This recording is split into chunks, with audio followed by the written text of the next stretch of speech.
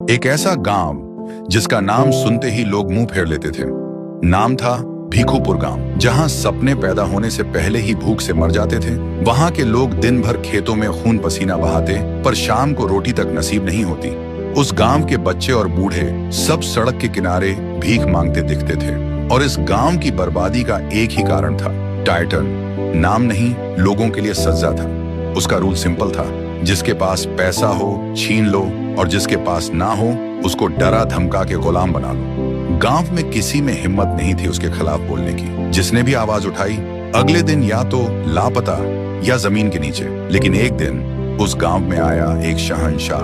नाम था रायस्टार। रायस्टार अपनी छोटी बहन के साथ गांव में आया था, पर उसका असली मकसद कुछ और था। भीखू गांव को गरीबी से आजादी दिलाना। एक दिन सुबह सुबह रायस्टार एक्सरसाइज कर रहा होता है। तभी कुछ लोग उसे देखकर बोलते हैं, बेटा तुझे मौत से डर नहीं लगता क्या?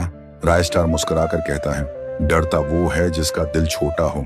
मैं तो वहां वार करता हूं जहां सांस लेना भी मुश्किल हो जाए। फिर एक दिन टाइटन अपनी गर्लफ्रेंड से मिलने जा रहा होता है, लैम्बोर्गिनी में स्वैग उड़ाते हुए।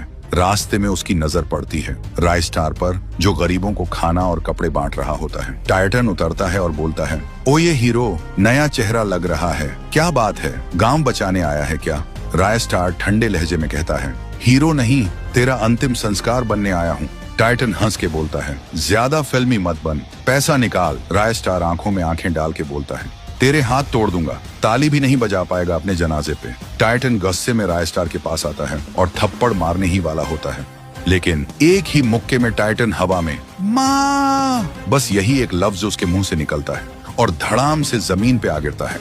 और वहीं उसका दी एंड हो जाता है। गांव के लोग तालियों से आसमान गूंजा देते हैं।